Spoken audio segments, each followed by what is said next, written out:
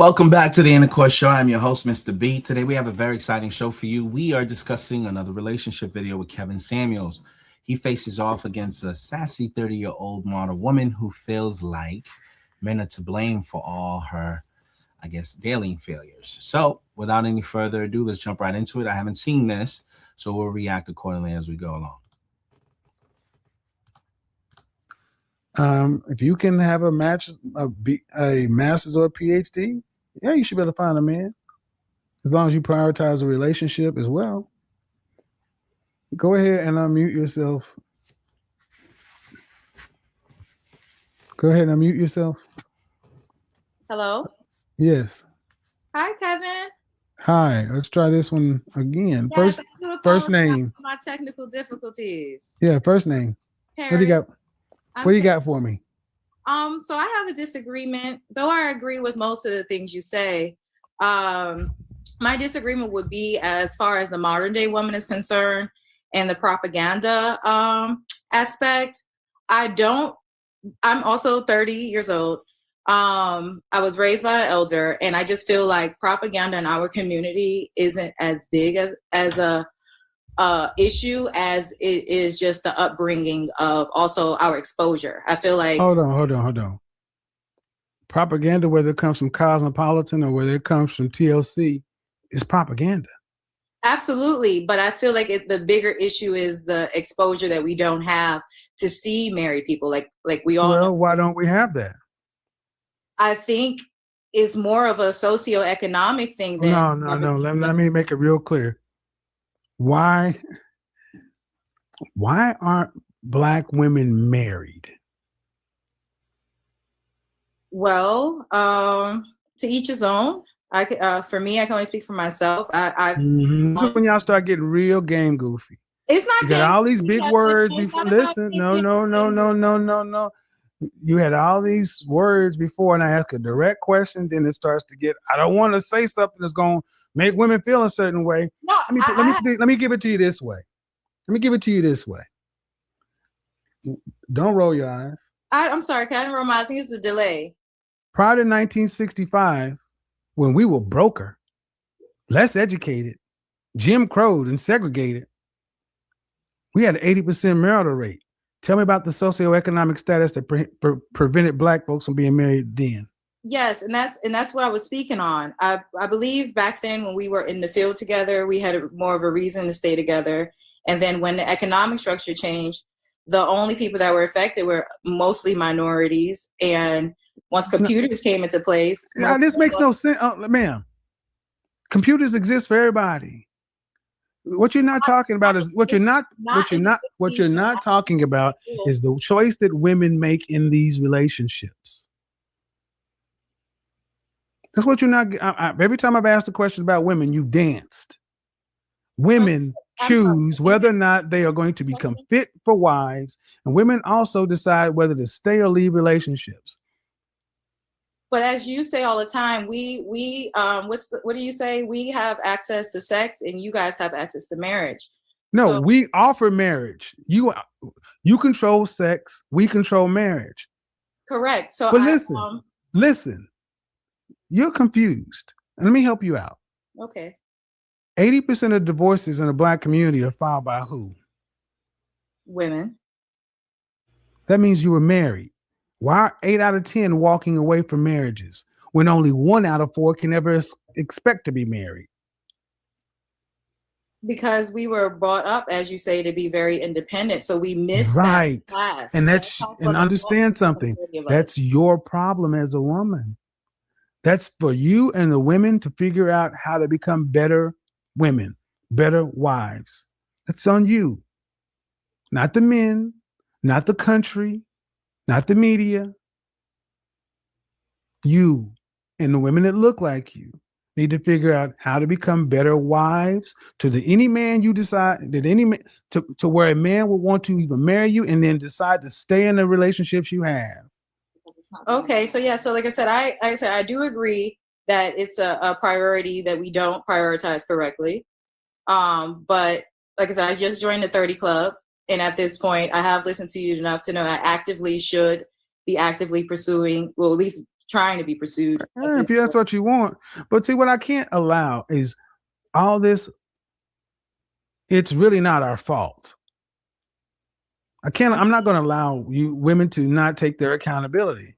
I believe in taking accountability. That's not but the answers, every time I've asked you for an answer for women to take accountability, you just put up the Wonder Woman bracelets.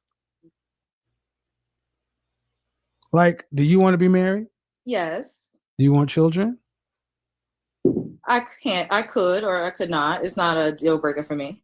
And do you want children? I'd be happy to have some for my husband if that's what he wanted. Do you want children?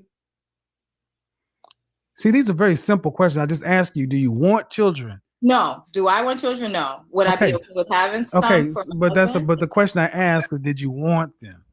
But see, let me explain why that was such a big problem. The combative, deflective nature of even just getting a simple answer out of you as a Black woman is frustrating to me as a man. Makes me not want to talk to you. And I just asked a simple question that I know you understood. Oh man, Kevin. So it's hard. It's hard out here. No, you're being difficult. You heard the question. You just chose to be a jerk about it. I didn't mean to be a jerk about it, Kevin. That was an honest answer. No, ma'am. I asked you, did you want children? And the answer was, do I want children? Check yes or check no. Those are the only options I gave you. But you decided to answer it in the question. Well, if my husband wants to have them, I would be open to having them. It was a yes or no question. You made it overly complex. Kevin Samuels is actually hitting on a really, really good point here. A lot of times you're dealing with modern women who can't really answer a direct question. You know, when you're being direct, they're very evasive in terms of how they even respond to you. He asked a very simple question. Do you want to have children? Her preference, is no, I don't really want to have children. She could have addressed that the first second he asked her that. She said, well, if my husband wants to have them, then I'll have them. Almost like she would do it reluctantly, not personally because she wants it, but because, if somebody wants it, then I'll have them. But he's asking her specifically, what do you want? Right? So to me, sometimes it's easier, ladies, to just be real and be honest, right? Somebody asks you a question, answer the question. It's not very difficult. You know what I mean? And what he's proving is how a simple conversation can be difficult with the wrong person. Sometimes it's better to be transparent, better to be honest, and just tell somebody what it is you want. If you don't want children, say, I don't really want children, right? In terms of my preference. And then if they ask you why, then you can explain why. If that's your starting position and then you meet someone and you change your position, you're allowed to do that. But just keep it honest. And that's where a lot of times things go wrong, because if somebody was to ask that question and you weren't honest about it, and then that person was led to believe that you wanted what they wanted, right? And then later on down the line, they find out that you never wanted that in the first place. They've been deceived into thinking that you guys are on the same page with regards to that, right? And it's something that shouldn't have to be. Like, people are not mind readers. Tell them what it is you want and just be forthcoming with your truth. That's a problem. That's a problem because men don't like communication like that on a romantic level or non-romantic level. Well, I don't want to have children out of wedlock. I didn't ask that. It's true. You didn't. Okay. I'm using this as an option. And ladies, understand. If you're watching this, understand this shouldn't be that complicated. She should have been able to answer the question and effervescently move on. But so many Black women are used to jostling and jousting with Black men and competing with us and being our competition and matching move for move. You're not my equal. We're not on a chessboard. Okay. The energy is all wrong here.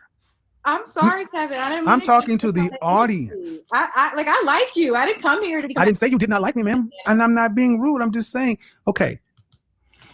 He made another point. There's a combative nature. I've had this experience, where, your initial conversation, someone turns out being combative for the most basic questions that's being asked, right? If you ask somebody a question, it shouldn't turn into an argument, especially when you're just meeting someone for the first time. There's no, agenda, right? You're just trying to get information.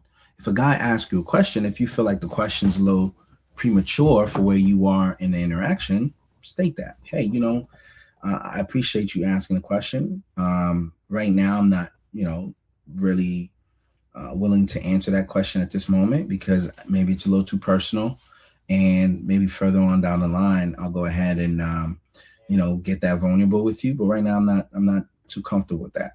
Be forthcoming, but there's a respectful way to do it. When somebody asks a question, especially during the time of courtship, and there's dancing and there's evasive tactics being employed, then what you find is that people get that as their first impression of you. Or when I ask them a question, I'm not ever really sure if I'm getting a straight answer, because somebody's on the spot. So now they're dancing around, they're changing their interaction. And in somebody's mind, they're thinking, oh, she's hiding something. Something's doesn't feel right. And that's the impression that they have. Now you have to live down that impression that person formulates over you based on their initial interaction with you. So it's better to just be transparent up front and not evasive and not combative. This is part of the whole feminine thing, right? It's when there's a combative nature, it's like how guys interact. It's combative. Why do you want to know? Blah, blah, blah. When a man is dealing with a female, he wants that feminine energy, right? And there's ways that you can respectfully answer a question without giving up too much, right? But there's ways that when you're doing it, that it's kind of off-putting. And you're seeing that demonstrated right there. It's just a younger woman. She's talking to an older man. He's very direct. I'm asking you a question. I don't know you personally. This isn't an attack. I'm just getting information from you. Do you want children? Basic. But there's a dance, and it's like he had to repeat himself 3 or 4 times. The fact that he's repeating himself 3 or 4 times is annoying and aggravating, because what he's saying is, you didn't answer the question the first time I asked you. I have to keep repeating to bring it back to the forefront because you want to deflect onto the next topic, or you want to answer it in a way that doesn't answer it. And that is viewed as combative to some guys. It's hard to communicate, which is tough because communication is essential in any relationship. So it's best that you just be upfront from the very beginning. Ma'am, I just asked you if you wanted children. So no, Kevin, I would not. All right. And do you want to be married? Yes. All right. Are you seeing somebody seriously? No, not at the moment. When was the last serious relationship you had? 2 years ago. How long did that last? About 2 years. Why didn't you guys get married? I wasn't asked to be married. So it didn't happen. And then I moved on. He was married. Did he know? Did you want to marry him? No. Then, huh? Well, I can say no now because once the relationship dissolved, and while I was in the relationship, I'm being honest, it was a situationship more than a relationship for sure. Exactly. See another shifty situation? He asked her, were you ever in a long-term relationship? She said yes. Then he said, why didn't you guys get married? Then she said, I wasn't asked. Then he said, well, what was the situation? She danced a little bit. It's a situationship. A situationship is not a relationship. Situationship is somebody that you're sleeping with, and it's completely off the books, right? There's no claim to this person. They don't have a claim to you. We're just hanging out, right? And if you're seeing other people, it is what it is, but you don't get to ask me questions. Like, it's not that type of situation. Like, we just hook up when it's time to hook up. So why would she reference that as the relationship of a long-term relationship that she was in, a serious relationship? How is a situationship a serious thing? It's not. A situationship is your casual encounter that maybe lingers longer than it should, but it's not serious. And he asked a very pointed question. So you see, this young lady has a very deceitful way of communicating. It's very touch and go. You're never sure if you're getting a real answer. That's kind of the impression that I'm getting. And were you in school at the time? No.